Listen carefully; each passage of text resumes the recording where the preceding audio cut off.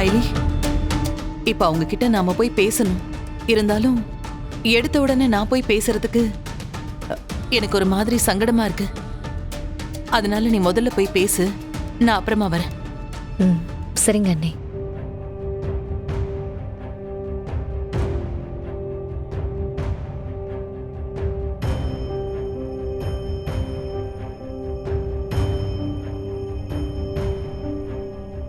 அம்மா,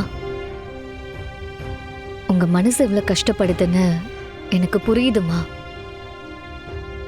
இப்போ என்ன நடந்ததோ அது நல்லதுக்கு நினைப்போம். இப்போ நம்மள சோதிக்கிற கடவுள் கண்டிப்பா பெரிய நல்லது செய்வாரு.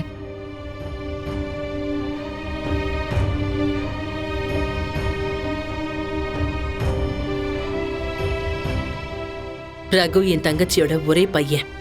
சின்ன வயசுல இருந்தே அவனை ஏன் பையனாதான் நான் வளர்த்தேன்.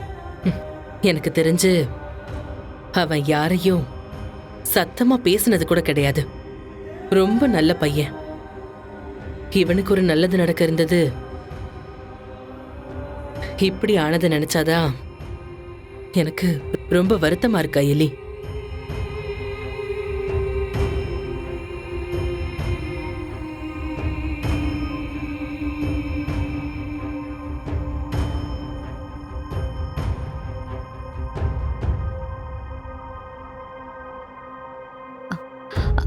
அம்மா, நீங்க தப்பா எடுத்துக்கலனா நான் ஒரு யோசனை சொல்லட்டுமா?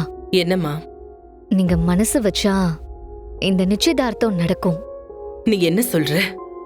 உங்க குடும்பமும் இந்திராணி அண்ணி குடும்பமும் ரொம்ப வருஷமா பழக்கம். அவங்க குடும்பத்தை பத்தி நான் சொல்லி உங்களுக்கு தெரியணும்னு இல்ல. அந்த குடும்பத்துல உதய பெருமாள் அங்கிளோட பொண்ணு இருக்கா.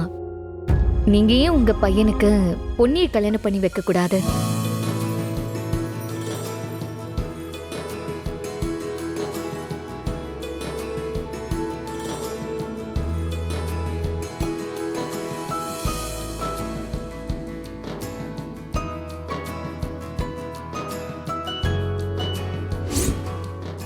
அயலி, நீ என்ன சொல்ற? இது நிஜமாவே ரொம்ப நல்ல யோசனை. ஏன் எனக்கு இது முன்னாடியே தோணாம போச்சுன்னு தெரியல.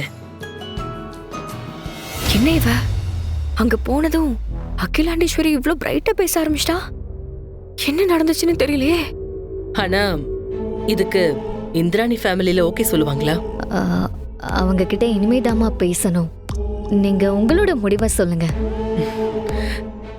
செங்கோட்டு வேலர் குடும்பத்துல சம்பந்தம் வச்சுக்கிறது எவ்வளவு சந்தோஷமான விஷயம்.